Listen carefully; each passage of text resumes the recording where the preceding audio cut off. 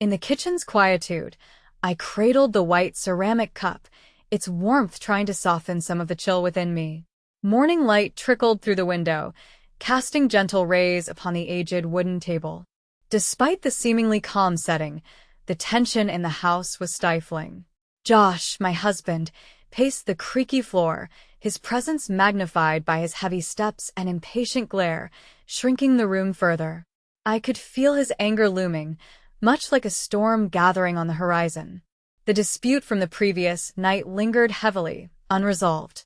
Last night, Josh urged me to send my credit card to his sister, Megan, supposedly for an emergency. Yet, such emergencies often translated to impulsive indulgences or unplanned travels. This wasn't Megan's first appeal for financial assistance, and I doubted it would be the last. Megan just needs a little help, Josh had asserted, his tone blending gentleness with persistent resolve. She's family. Family supports each other, right? I strive to remain composed, responding, Josh, I understand, but we have our limitations. We can't solve Megan's problems. She must face her responsibilities. My words only seemed to fuel his anger. You don't understand. Josh's voice reverberated throughout the house. You don't have siblings. You don't know the burden of family care. Choosing silence over escalating the conflict, I recognized that reason often fell short. We had been through this cycle repeatedly, ending with my reluctant capitulation and Megan getting her way. But not this time. I was resolute in my decision.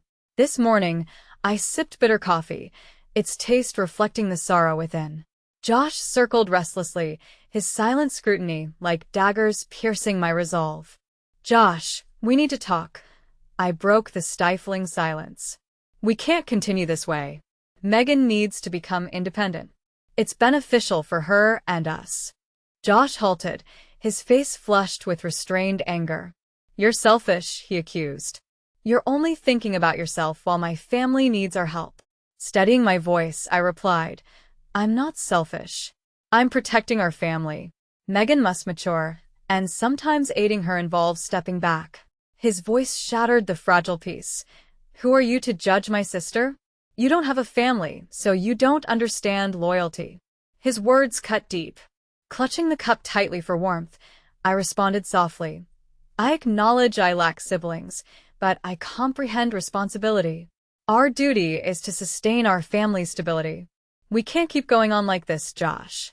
For a brief moment, Josh seemed on the verge of understanding, but his resolve solidified. You'll give Megan your credit card when she arrives this afternoon. Do you understand? His tone was threatening. A shiver went through me at his shift from plea to demand. Firmly, I replied, No, Josh, I won't. We can assist Megan differently, but I won't hand her my card. My refusal ignited his fury. Time slowed as he seized his coffee cup, the liquid arching toward me, scalding hot against my skin. The crash of the cup echoed as it shattered on the floor, mirroring my shattered heart. You'll regret this, he fumed, his face flushed with anger. As he left, door slamming sharply, his threat hung in the air. Alone, I dabbed at the dripping coffee, the sting of heat overshadowed by a deeper ache. The supposed sanctuary of the kitchen now felt like a battlefield. Breathing heavy from the hot liquid, physical pain paled against the emotional. The world felt foreign, my home a distant memory. Sweet moments of the past lay like thin veils over the marriage's deep fractures. Josh's departure left emptiness in his wake. Anchored to my chair, fear gripped me as the kitchen faded into a somber reality. My bare feet felt the cold floor, pulling me back to a harsh truth. I could no longer bear to stay in this place. A voice in my mind reverberated with more clarity and strength than ever before. The scenes of recent events rushed through my thoughts. The shattered mug, Josh's intense stare, the burning sensation of coffee on my skin, unmistakable indications I couldn't dismiss. Despite my trembling hands, I reached for the phone resting on the kitchen counter. The display still showed old messages and missed calls from friends I had gradually grown distant from. Josh disapproved of my frequent social interactions, and I had gradually let myself become isolated. However, Clara's name stood out, making me hesitate, my college best friend was the only one who hadn't abandoned me, even after my numerous rejections. Clara constantly checked on me, leaving supportive messages regardless of my lack of response. As I dialed Clara's number, my fingers quivered. The ringing seemed endless, tempting me to hang up until I heard her comforting voice say, "Hello, Lena." At the sound of her voice, I broke down in tears, emotions pent up spilling over. "Clara, I need help," I admitted. Without hesitation or questions, Clara reassured me, "I'm on my way, don't worry about anything." After disconnecting, I felt a burden lifted, as though I had grasped a lifeline in a vast, cold ocean. With newfound determination, I wiped tears away, aware I needed to move quickly since Josh might return. I opened the bedroom door. Once a place of warmth and safety, it now felt alien and cold. I retrieved an old suitcase from under the bed, one we had used during our Napa Valley honeymoon. I had believed then I'd found a haven, but it was all an illusion. Prioritizing essentials, I commenced packing: clothes, important documents, my laptop. Reaching into the drawer, I retrieved the small box containing my mother's jewelry. I didn't want to leave anything behind, something that might signal to Josh I could return. From the closet corner, I retrieved a carefully concealed metal box containing saved cash. Piece by piece, I had saved from errands, unknowingly preparing for this day.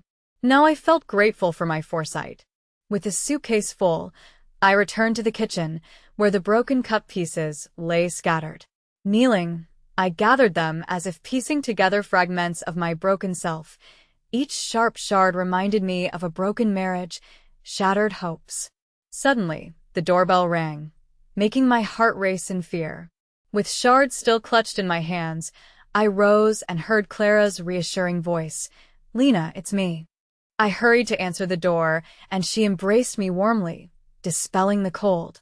In her presence, I felt safety and strength, as if the pain was merely a nightmare. "I've got the car ready. We're leaving now." Clara's voice was gentle yet resolute. "You don't need much. I have everything you need." Agreeing, I pulled my suitcase, glanced back one last time. The pristine white walls, the wood table we'd chosen, the wedding photo hanging, all remnants of a life I didn't belong to. When Clara led me to the car, an invisible line was drawn. From that moment, I wasn't the same Lena. I stepped into a new journey to find myself. As the car rolled forward, the small house receded in the rearview mirror, bringing relief, a weight lifted after so long. Clara turned on soft music, and the gentle melody offered a rare comforting sense of safety. During the drive, silence prevailed, yet Clara's presence was anchoring. I didn't need to pour out explanations. Knowing I wasn't alone was enough. Outside, soft golden sunshine bathed narrow streets, weaving through lush trees, every frame affirming life's progression. Despite the storms I had endured, I realized I still had a fresh start. We reached Clara's inviting home in New Haven's serene suburbs. The two-story house, wide porch, vibrant petunias invoked warmth and security. Inside, Clara's children, 8-year-old Emily and 5-year-old Jake, welcomed me joyfully, instilling a sense of familial return. The living room, aglow with natural light and adorned with children's art, was imbued with innocent joy. Clara's husband, Tom, greeted me with a warm smile, offering a hot cup of tea. "Welcome home, Lena," he said, blue eyes filled with sincerity. The evening passed peacefully over roasted chicken and garlic bread.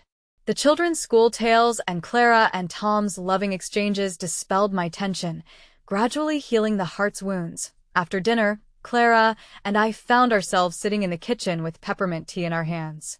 She began asking me questions, not only about Josh, but also about myself and my future plans. When the topic of needing a lawyer came up, Clara mentioned her old friend, Sarah Thatcher. Clara assured me that Sarah excels at assisting women wanting to escape toxic relationships and promised to call her first thing in the morning.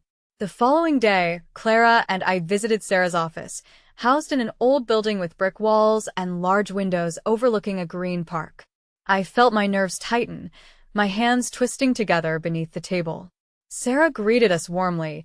Her professional yet friendly demeanor immediately helped me relax. "Lena, I'm so glad you reached out," Sarah said after hearing my story. "Our first priority is ensuring your safety." Sarah then started to explain my legal rights and outline the divorce process.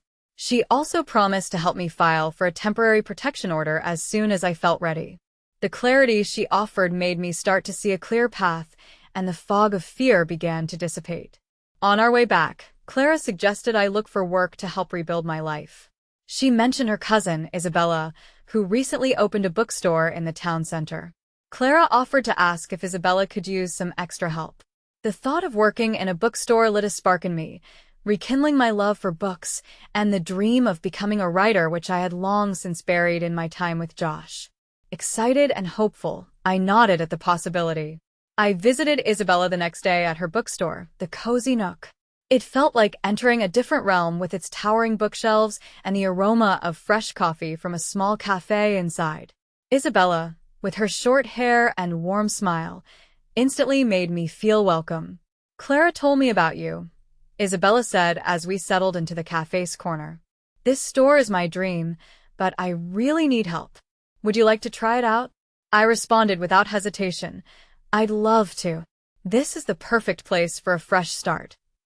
From my first day, I fell in love with my work at the bookstore, recommending books to customers and enjoying serene moments in a cozy corner with a book made me feel like I was slowly rediscovering myself.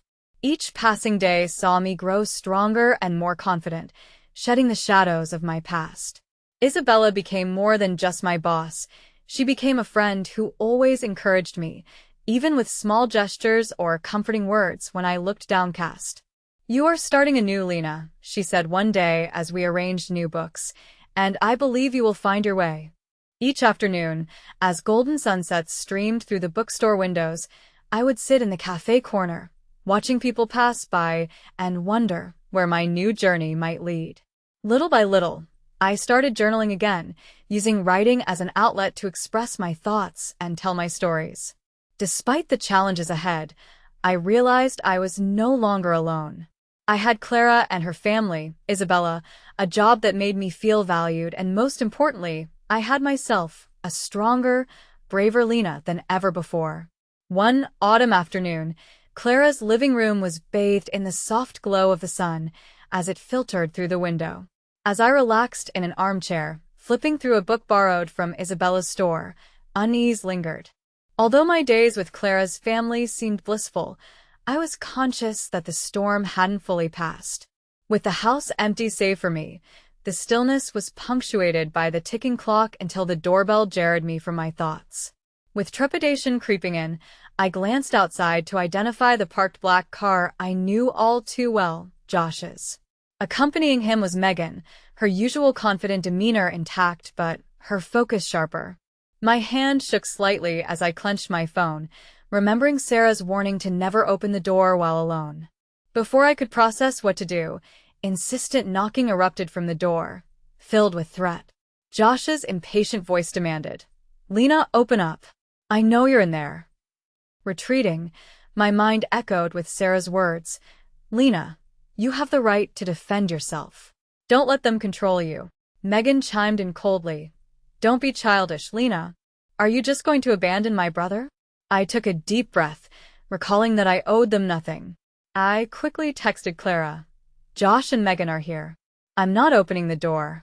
Immediately after, I called Sarah, who picked up promptly, her voice steady yet concerned. "What's happening, Lena?" she asked. "Josh and Megan are outside Clara's house," I whispered. "They want me to go back and give money to Megan." Sarah reminded me firmly, "Don't open that door. I'm on my way. If they try to enter, call the police." Placing the phone down, I focused on calming my breath as the pounding on the door grew louder, more aggressive. Josh's voice escalated, "Lena, if you don't open this door, I'll come in myself." I felt a wave of anger rise within me as I thought about what I had sacrificed for Josh and his family, my dreams, my self-respect, my freedom. It was time to take back my life. About 10 minutes later, I heard a car horn outside and saw Sarah stepping out of her sleek silver SUV. Her professional attire and high heels gave her an authoritative presence. She approached the door with a calm expression but unwavering eyes. "Josh, Megan, what are you doing here?" Sarah's voice was clear and strong. "None of your business," Megan retorted, though her tone lacked its usual confidence. "Actually, this is exactly my business," Sarah replied, producing her attorney's card. "I am Lena's legal representative.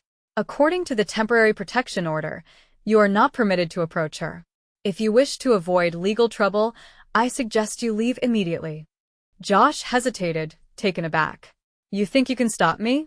Lena is my wife. I have the right to speak with her." Sarah stood firm. "Lena has filed for divorce. From now on, all communication will go through your attorney. If you do not leave, I will have to involve the police." Megan tugged on Josh's arm, her face pale. "Let it go, Josh. Don't make a scene," she pleaded. Josh continued to stare at the door, his expression shifting from anger to desperation. "Lena, please, I just want to understand why you're doing this," he implored. Sarah stepped forward, positioning herself between Josh and the door. "Josh, it's too late. You need to respect Lena's decision." Finally, Josh dropped his hands, his shoulders slumping as he turned away. Megan, however, couldn't resist a last threat. "You'll regret this, Lena. You can never escape my family," she warned. Sarah crossed her arms, her gaze steady. "This is your final warning. Leave now or face legal consequences." As the black car drove away, I realized I had been holding my breath. Sarah opened the door, greeting me with a gentle smile. "They're gone. Are you okay?" Tears streamed down my face. This time, they were from relief rather than fear. "Thank you, Sarah," I whispered. "I don't know what I'd have done without you."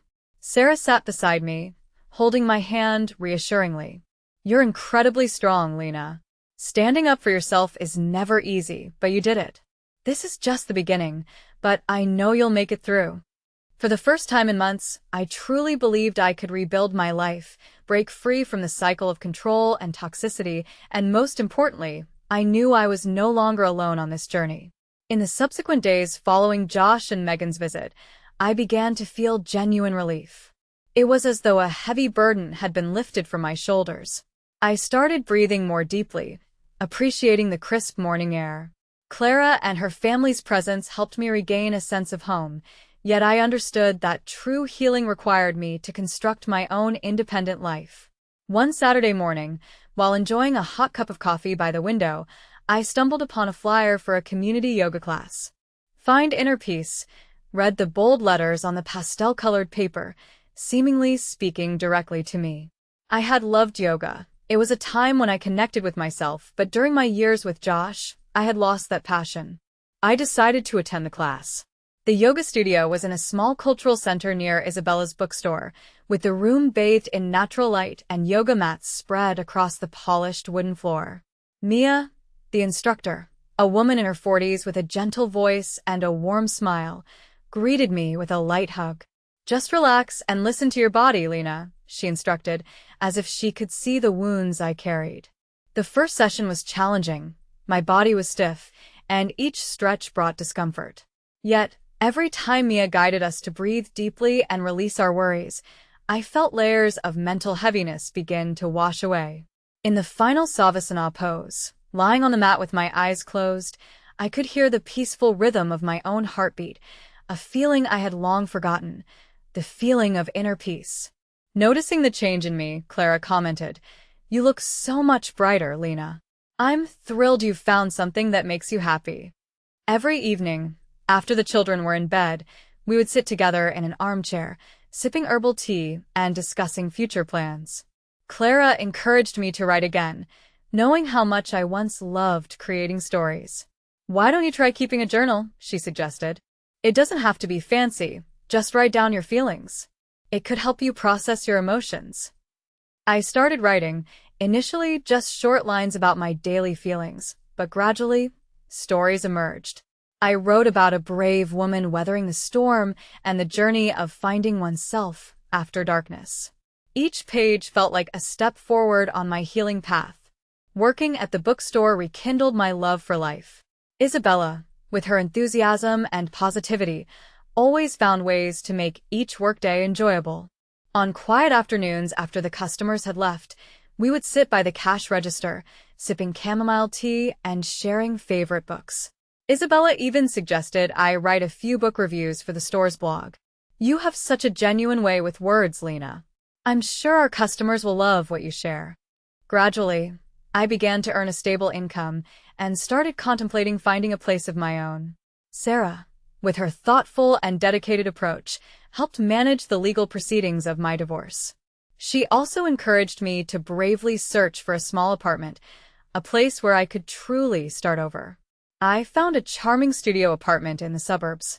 It wasn't large, but it had a window overlooking a green park. On moving day, Clara, Tom, and their children joyfully helped me settle into my new compact kitchen and cozy nook, where I envisioned setting up a writing desk. Their merry laughter filled the space, bringing it to life. The kids eagerly assisted in decorating, placing small potted plants around, and Emma gifted me a handmade card with the words, "Wishing Miss Lena lots of joy in her new home." After Clara and her family left, I sat on the small sofa, my heart swelling with gratitude as I surveyed my possessions. Everything from the quaint art on the walls to the inviting bedside lamp was truly mine. This was a space I could call my own, where I could be unapologetically myself. That evening, to set the perfect ambience, I lit a scented candle and let my favorite tunes fill the room as I sat at my desk. Though the computer screen reflected a blank page, a sense of anticipation, rather than fear, surged through me. My hands found their place on the keyboard, and with it, the words began to emerge. This marked the beginning of a new chapter, as every word typed onto the screen brought me closer to freedom. I acknowledged there would be hurdles ahead, but for the first time, I felt a resilience I'd never known before. As darkness enveloped the outside, inside, in my small corner of the world, I continued to write until my fingers ached and I felt more in tune with myself, a stronger, liberated Lena filled with hope. I sat by the window, watching as the evening sun cast gentle patterns on the floor, the laptop in front of me displaying my nearly finished manuscript. The Awakening was the working title of my debut novel, a narrative not just of my journey, but of countless other women's quests for self-discovery. My novel was a tapestry of emotions, where each page turned represented strides forward, each story within a testament to enduring strength and optimism. I wrote about those nights of insomnia, those deep pangs of heartache, but also about the subtle joys, the supportive hands extended to me in my direst moments. A notification drew my attention to my phone. "Still coming over tonight?" "The kids are thrilled," read Clara's message. I replied at once, "Absolutely, I'll bring a few new chapters for you to peruse."